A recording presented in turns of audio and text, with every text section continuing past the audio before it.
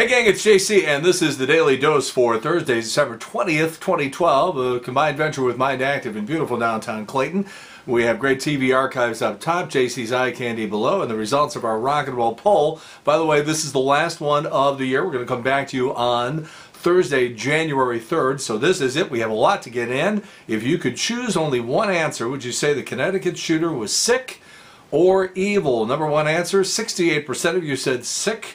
32% said evil. All right, that's about what the split is that I've seen on some of the national polls, by the way.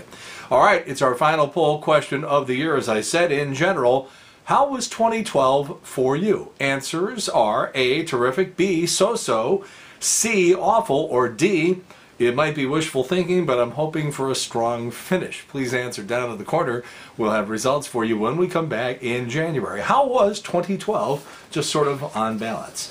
Happy to say that over 3,000 of you in 2 days have gone to jcontheline.com and listened to The Physics of Santa, the great bit that Jamie Allman and I did back in the middle of 1990s. For the first time, I've made that available to the general public. Again, jcontheline.com, which is where you are right now. Just scroll down and you'll see the opportunity to listen to that right now. Gonna be on WGN in Chicago over the holidays. The 28th and the 31st I'll be on from noon till 3, and then on New Year's Day from 3 until 7. That's gonna be a lonely show, but we'll be there anyhow. Again, the 28th and the 31st noon to 3, and the 1st from 3 until 7. And of course, I hope you enjoy the picture that I put up here today, because all Mariah wants for Christmas is you. All right, let's talk movies. A lot of big ones opening over the holidays, and it starts with This Is 40, the latest comedy from director and writer Judd Apatow, which is sort of a sequel to Knocked Up. You have Jason Segel in this movie, Melissa McCarthy, you have Megan Fox, and by the way, if you're saying to yourself, well, if it's a sequel to Knocked Up, aren't Seth Rogen and Katherine Heigl in this? And the answer is no. Instead, you get Paul Rudd and Leslie Mann as Pete and Debbie. Now, this is Apatow's usual assortment of fart scenes, bathroom humor, scatological discussion, jokes, and scenes about genitalia. There are inexplicable cameos, this time by actual hockey players. I've always said this, and I'll say it till the day I die. It is always a bad idea to use professional athletes as actors in a movie or TV show. It never works, and it doesn't here either. And then there's Paul Rudd. Now, I personally did not think his acting could get any worse than what we saw 2 years ago in How Do You Know with Reese Witherspoon, but guess what? He did it. He's atrocious as an actor. In fact, a lot of the supporting cast puts on a bad acting clinic. However, there's also a lot to like in This Is 40. Albert Brooks, for example, who's good in pretty much everything. Apatow's older daughter, who plays just that in the movie, is actually quite good. The soundtrack is good, and there's actually some funny scenes in the movie. The biggest problem, though, is that this really is Leslie Mann's movie. Yeah, Paul Rudd is the male lead, but this is the director's wife's movie, and frankly, she's just not strong enough of an actress to carry a film. It's just that simple. And there's a lot of over-the-top stuff, too, just stuff that doesn't make sense. John Lithgow shows up late in the movie and portrays Leslie Mann's father, and we're supposed to believe that he's so detached from the family that he doesn't even know the names of his only 2 granddaughters. I mean, you know, just stupid stuff like that. And then there's something else going on here, too. And this is weird. For the last 2 months or so, we've been bombarded by the trailer and also the TV commercials. My God, if you watch late night TV or a football game, you've seen the commercial for This Is 40 probably 100 times. It's been on constantly. And so would it surprise you if I told you that 3 of the clips in the commercial aren't in the movie? 3. It's only a 30-second commercial. How can you have 2 hours of film? How can you have a 2-hour movie and you can't find a couple of clips to make up a 30-second TV commercial to promote the movie? I mean, isn't that sort of like the studio admitting that there's a problem with the movie? And by the way, Paul Rudd's hair in the movie is very, very long. And in some of the clips and in the trailer and in the TV commercials, his hair is short. It's like they shot it later on or something. I don't know what they're doing. I've never seen anything like this. A 30-second commercial for a movie, and 3 of the scenes in the commercial aren't in the film. I don't get it. And it's too bad, because about an hour and a half into This Is 40, the story starts to pick up, and by then I guess I just didn't care enough. And but whatever you do, because a lot of you are just going to see the movie anyhow because you thought you would like it based on what you saw. And let me just tell you this: whatever you do, don't leave the theater until the credits have begun to roll. All right?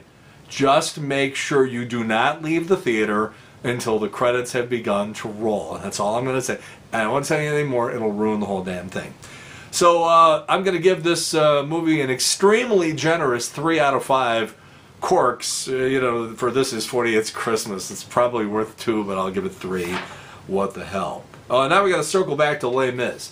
Now again, this has got everybody in it. The leads, obviously, you got Russell Crowe, Anne Hathaway, you got Amanda Seyfried, and by the way, she's going to be a big star. She's going to be in the Linda Lovelace movie next year, and I think it's probably time that the entertainment industry and the rest of the world figure out how to correctly pronounce her name. It's spelled Seyfried, which sounds like Seyfried or something. It's Seyfried. Amanda Seyfried. Hugh Jackman. Here's all I can tell you about it. They call it a musical. In fact, it really is an opera. Every line in this movie is delivered in song. And I just don't have any appreciation for that format, for that style of movie. I don't know if this movie's any good or not. I just couldn't get into it. I know it requires tremendous skill. I know it's a fantastic art form. I'm just telling you, it's like modern dance. You sit there and you watch it and go, I just can't. So, you know, it's up to you. If you like this kind of stuff, you'll probably love Les Mis. And if you don't like this kind of stuff, you will hate Les Mis. And let's just sort of leave it at that. All right, so the movies that I'm recommending: Argo, still one of the best movies of the year. Life of Pi, which is actually more like a dream than a movie. Lincoln, particularly for the performance of Daniel Day-Lewis. And Silver Linings Playbook, particularly for the performance of Jennifer Lawrence. We might be looking at the next Meryl Streep here. She is that good. I'm sort of cool on Hitchcock and Hyde Park on Hudson, although Bill Murray is not bad in the movie. The Dogs are Promised Land with Matt Damon, P.U., and Flight with Denzel Washington, which I hated. The movie is a mess. In January, we see the best movie of the year, which is Zero Dark 30, about the assassination of Osama bin Laden. And on video release, Searching for Sugar Man, which is a documentary and still one of the best movies I saw all year. And good news, they have targeted December 20th of 2013 as the target date for the release of the Anchorman sequel. A lot of us have been waiting a long time for that, and apparently everybody, or at least pretty much everybody, is coming back for that movie. One little Santa Claus thing I want to throw in here. There is a poll that they took of 1,000 kids and 1,000 parents. 37% believed that the baby Jesus' first visitor was Santa Claus. A third of the people who are just walking around out on the street believe that Santa Claus visited the baby Jesus in the manger in Bethlehem. That explains a hell of a lot, boys and girls. That explains a hell of a lot. I don't know if you've been watching A Charlie Brown Christmas. It's still fabulous. 1965 is when that came out. By the way, don't confuse that with A Chris Brown Christmas, where he beats the crap out of Mrs. Claus. If you're doing some traveling over the holidays, take comfort in knowing that 4 in 10 pilots admit to falling asleep while in the cockpit. In their defense, the alcohol makes you very, very sleepy.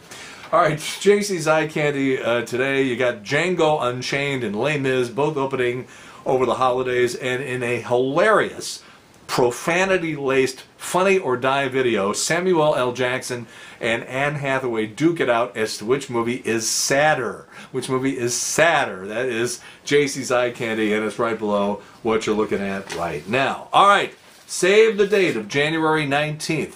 Ameristar Casino, the classic rock reunion.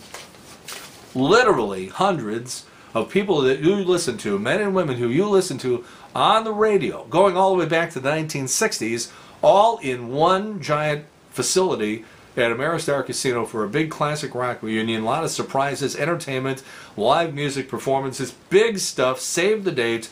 More details coming, but it's January 19th at Ameristar. Okay, just a reminder, please answer our rock and roll poll. Don't forget, it's going to be on WGN from noon till 3 on the 28th and the 31st, and again from 3 to 7 on January 1st. And we'll see you again here at jcontheline.com on Thursday, January 3rd, but I'll be posting stuff on Facebook at The Showgram with J.C. Corcoran. All right, that's it. JC's Daily Dose, last one of the year. Thursday, December 20th, 2012, a combined venture with Mind Active in beautiful downtown Clayton. Have a great holiday, everybody. In the meantime, we've beaten this one to death. Have a good one. See you later. Bye.